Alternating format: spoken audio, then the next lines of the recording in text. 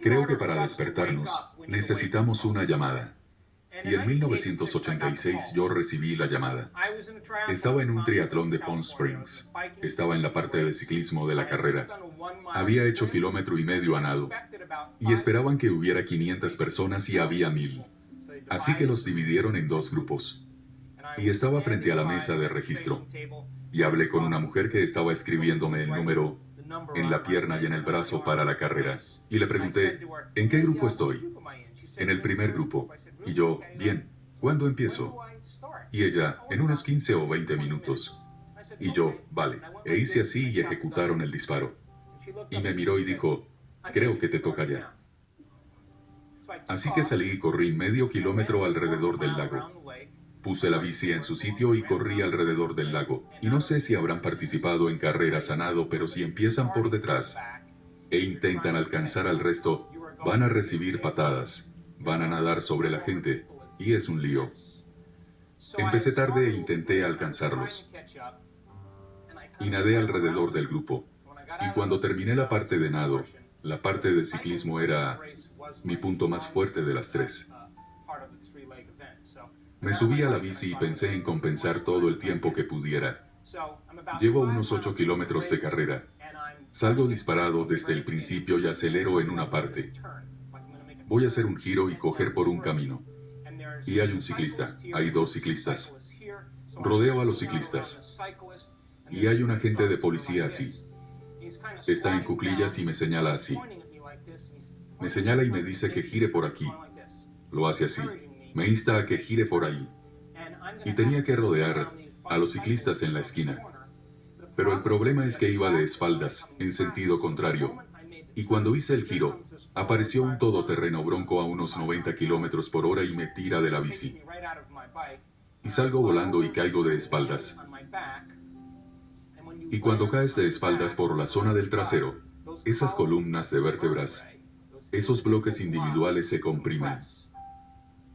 Y cuando caí muy fuerte. Y la señora de 83 años, que conducía el vehículo, no tenía buenos reflejos. Cuando miré para arriba me venía de frente el parachoques, me agarré al manillar y me desvié un poco del asfalto. Y ella se paró y yo salí despedido unos 20 metros. Y ahí tumbado mientras sentía el charco de sangre en la espalda, sabía que no era un esguince, y que me había pasado algo gordo. Me llevaron rápido al hospital. Estuvieron 12 horas haciéndome pruebas y a la mañana siguiente me desperté y tenía pegadas las sábanas al cuerpo, en todo este lado, porque tenía una abrasión enorme. Llegaron con botellitas, de esas pequeñas, y empezaron a rociar las sábanas y a quitarme poco a poco las sábanas. Estuvieron así 1 hora y media. Y después entró el cirujano, el traumatólogo. Colgó la imagen lateral de mi columna. Y vi que, cuando caí, se me comprimieron varias vértebras. Y me rompí la octava torácica, la novena torácica, la décima torácica, la undécima, la duodécima y la primera vértebra lumbar. Y pensé, bueno, no ha sido tan grave. Y me enseñaron las imágenes de la resonancia y la tomografía.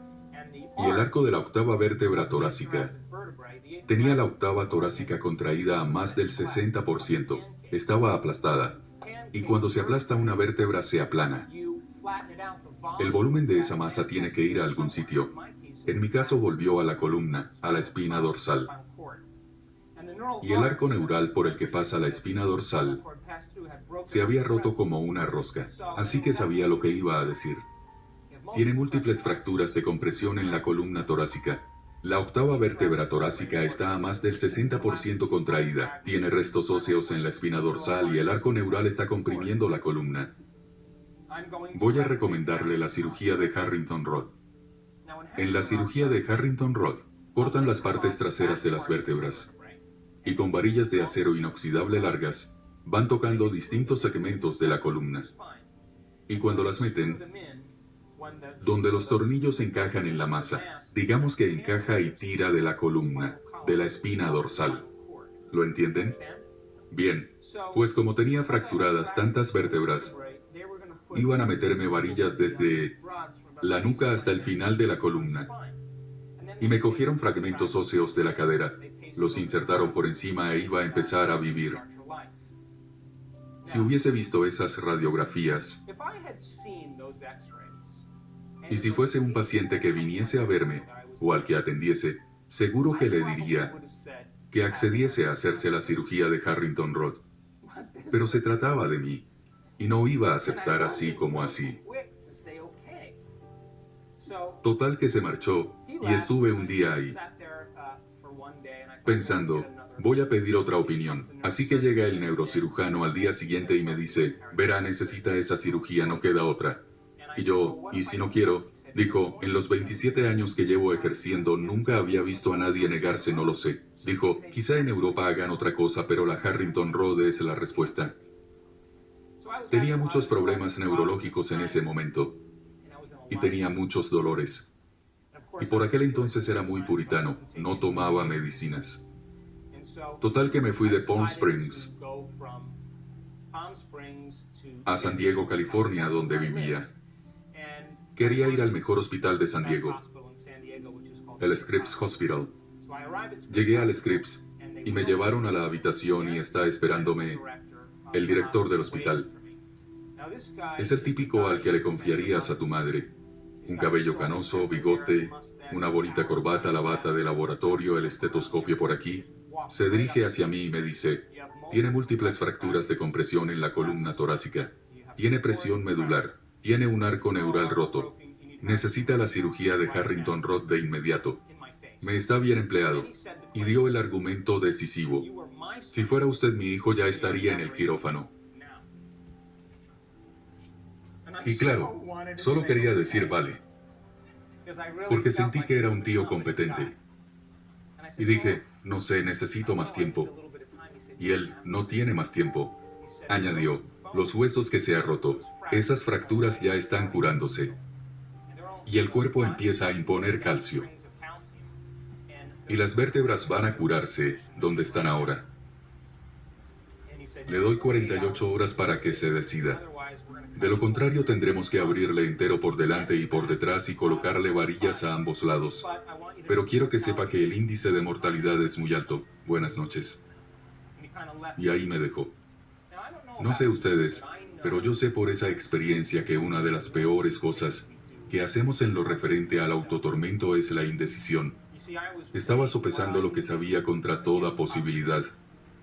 Sopesaba lo que sabía contra lo desconocido. Y yo pensaba, podría decidir no operarme de inmediato. Y me puse a ver películas. Las vi una y otra vez, y no paraba de pensar en ello y tenía a mis amigos alrededor de mi cama. Y había médicos, quiroprácticos, facultativos, y fisioterapeutas, naturópatas, y los amigos con los que quedaba me rodeaban la cama así. Y sabes que tienes problemas en la vida cuando te toca tomar una decisión. Y los amigos te tocan en los hombros y dicen, sabemos que vas a tomar la decisión correcta. Lo que se traduce en, me alegro de no estar en tu piel. Y veía que se sentían incómodos. Veía lo incómodos que estaban. Y sabía que querían volver a sus vidas conocidas. Me tocaron el hombro y se marcharon uno tras otro. Mi compañero de habitación de la uni se quedó conmigo. Esa noche estuvimos hablando y decidiendo. Y dije, quiero otra opinión. Y entra un cirujano ortopédico enorme. Mediría 1,90 y pesaría 140 o 130 kilos. Un tío enorme. Y mira mi radiografía y dice, mire, no tenemos que meterle varillas de acero de 30 centímetros en la columna. Podemos meterle varillas de acero de 20 centímetros en la columna. Podemos dejarlas ahí un año y sacárselas y entonces podemos ponerle otras de 15 centímetros en la columna. Y le dije, oiga doctor, verá, a ver, ¿no cree que eso limitaría mi movimiento de la columna torácica? Y me miró y me dijo, ¿qué? No tiene movilidad en la columna torácica. Lo miré y pensé, ¿será usted quien no la tiene? Yo tengo mucha más que usted. Bien, tenía un estudio de yoga en San Diego. Daba clases de artes marciales. Teníamos un programa estupendo para pacientes De vuelta a la acción. Enseñábamos a la gente a ser muy flexible. En ese momento podía tirar para atrás y cogerme de los tobillos. Y de pronto lo supe. Lo miré y pensé, es un gran carpintero. Es un gran mecánico. Y no puedo firmar ahora el acuerdo. Y de pronto me di cuenta de que podría saber más. Más de lo que él sabía desde otro punto de vista. Y dije que quería irme del hospital. Y de pronto llega el tercer doctor como un torbellino a mi habitación, pensando que me había golpeado en la cabeza y que tenía trastorno de estrés postraumático, porque nadie había hecho eso antes. Y se puso a gritarme y mi padre italiano dijo, oiga, déjelo en paz. Y el cirujano salió pitando de la habitación. Y dije, vale, necesito un plan. Y fui a casa de unos amigos íntimos, que me llevaron a su casa. Y empecé a pensar en cómo iba a hacerlo. Y solo había una cosa que me seguía viniendo a la cabeza. El poder que produjo el cuerpo cura el cuerpo. Y empecé a pensar que esta inteligencia, que esta conciencia que me daba la vida, organiza las funciones metabólicas, que me hace latir el corazón y digerir la comida es una conciencia. Y una conciencia es percepción, y percepción es prestar atención, y me tiene que prestar atención a mí. Así que pensé, vale, dos cosas. Voy a dedicar mi tiempo y energía a contactar con esta inteligencia. Vamos, no pienso ir a ningún sitio, ni hacer nada ni ver a nadie. Me acuesto boca abajo así. Y dije, voy a crear un plan, una plantilla, un diseño. Voy a reconstruir todas las vértebras de la columna. Y cuando termine y esté todo listo, voy a entregar esta creación a una mente superior. Y voy a permitir que haga lo que mejor se le da. ¿Lo entienden? Lo segundo que dije fue, no voy a permitir que ningún pensamiento escape a mi percepción que no quiera experimentar. Parece fácil, ¿no? Pero, ¿han notado que con estrés o en una crisis suelen centrarse en lo que no quieren que ocurra en lugar de en lo que quieren que ocurra? Se debe al cóctel de químicos derivados de las hormonas del estrés. Nos preparamos para lo peor. Y así cada día, si esta inteligencia fuese una presencia, una conciencia, una percepción, y me prestase atención, y si empezara a reconstruirme la columna y empezara a pensar en estar minusválido el resto de mi vida, perdería mi atención. ¿Están de acuerdo? Y si empezara a reconstruir mi columna y a pensar, ¿vendo mi casa? Mi consulta, perdería el momento presente. ¿Están de acuerdo? Y no emitía una señal muy clara porque no estaba presente con ella. ¿Le ven sentido? Eso es lo que pensaba por aquel entonces. E igual que alguien de nuestra vida con quien tenemos relación, sabemos cuándo están presentes y cuándo no, porque prestan atención, ¿no es así? Así que pensé, vaya, es una conciencia muy presente, y voy a crear un modelo muy específico. Y si dejo de prestar atención, empezaré de nuevo. Así que, durante 6 semanas, lo pasé fatal, porque no conseguía que mi mente hiciese lo que quería. Y empecé con mucha ambición, pero después hacía un cambio brusco y era otra persona, y era consciente de que era inconsciente, y me detenía y volvía a empezar. Y me enfadaba y me frustraba mucho. Estaba muy impaciente, y no quería ver a nadie, no quería hablar con nadie, solo quería entrar en contacto. La gente de mi vida estaba preocupada por mí, porque no quería socializar, no quería dar pena a nadie, no quería nada de eso. Quería saber si esta inteligencia era auténtica. ¿Me explicó? Bien, 6 semanas estuve trabajando en reconstruir la columna y tardaba 3 horas a veces, o más, porque paraba y volvía a empezar. Paraba y volvía a empezar. Y cuando me frustraba y me enfadaba, mi concentración y mi atención empeoraban. Y tenía que parar, relajarme y volver a empezar. En fin, cuando pasaron 6 semanas, pasé por todo ese proceso. Y cuando acabé, fue como golpear una pelota de tenis de la mejor forma. Algo se me activó, algo pasó. Y de repente, de ahí en adelante, todo fue sencillo. Lo que tardaba en hacer 3 horas pude hacerlo en 45 minutos, porque disparaba y conectaba nuevos circuitos en el cerebro, y seguí trabajando e insistiendo en estar presente y prestar atención. Y mi capacidad de atención mejoró así como mi concentración. Y en esa experiencia en concreto, fue entonces cuando mi cuerpo empezó a cambiar. Empecé a ver que mis niveles de dolor habían bajado bastante. Empecé a notar que volvía a sentir las piernas. Sentía el movimiento de los pies. Notaba que producía algún tipo de cambio en mi exterior. Y cuando empecé a notar cambios en mi exterior, el mínimo cambio, supe que había llegado a algo. Y empecé a prestar atención a lo que hice. Pero lo hice con más pasión, más entusiasmo, más emoción porque sabía que establecía contacto. Así que tenía mucho tiempo extra, porque estaba acostumbrado a tirarme 3 horas haciéndolo. ¿Y qué iba a hacer ahora? Empecé a pensar en cosas de mi vida que daba por hecho. Vivía en la playa en San Diego. Tenía una consulta en La Joya. Y nunca veía la puesta de sol porque estaba muy ocupado.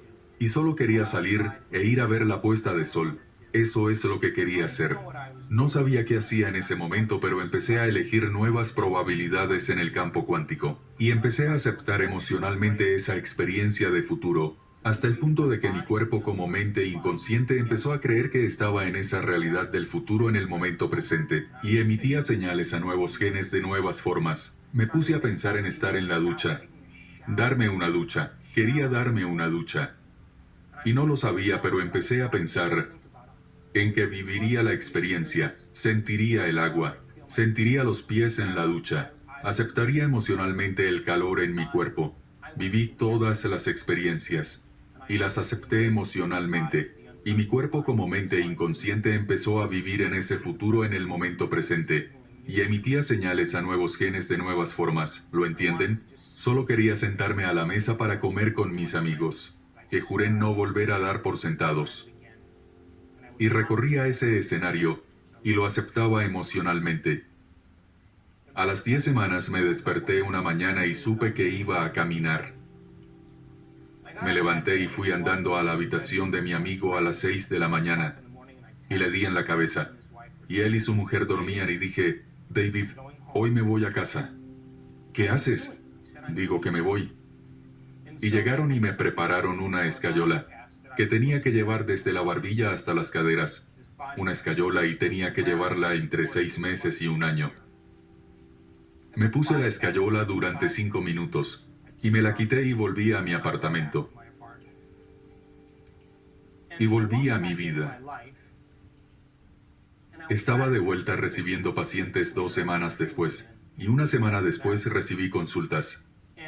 Y me hice un trato a mí mismo. En esas noches en vela, en las que estaba despierto porque no hacía nada. Y en mis momentos personales, en los que creía que esta inteligencia era real, hice un trato con ella, y le dije una y otra vez, si consigo volver a caminar, me pasaré la vida estudiando la conexión entre cuerpo y mente y estudiando la mente sobre la materia. Es lo que llevo haciendo desde 1986. Cuando iniciamos la vida, mediante algo así, y hacemos cambios grandes en quienes somos, cuando volvemos a nuestra vida, quizá haya momentos en los que no podamos identificarnos con los amigos. Vamos, ¿de qué me podía quejar? Era un tío feliz, llevaba una vida feliz. Si iba al curso de golf con mis amigos y fallaba me ponía, bonito día, ¿eh? Es que no quería, no iba a quejarme, adoraba mi vida.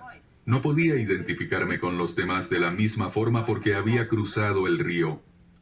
Lo vendí todo en San Diego, y me mudé al Pacífico Noroeste y empecé a hacerme preguntas más grandes, como, ¿quién soy yo? ¿Por qué estoy aquí? ¿Cuál es el propósito de la vida? ¿Qué ocurre cuando morimos? ¿Es posible que exista una inteligencia más allá de nosotros? ¿Cuál es? Y empecé a estudiar, me volví espiritual en cierto modo. Estudié física cuántica, neurociencia, neuroplasticidad y epigenética, porque todas esas cosas señalaban con el dedo a la posibilidad, y me consumí de conocimientos. y solo leí, estudié y pensé. Y después de un tiempo, empecé a pensar, Dios, ¿y si alguien experimentase una mejora repentina de una enfermedad? Y me puse a buscar a gente que recibiese tratamiento convencional o poco convencional, que hubiesen recibido un diagnóstico y que siguiesen igual o empeorasen.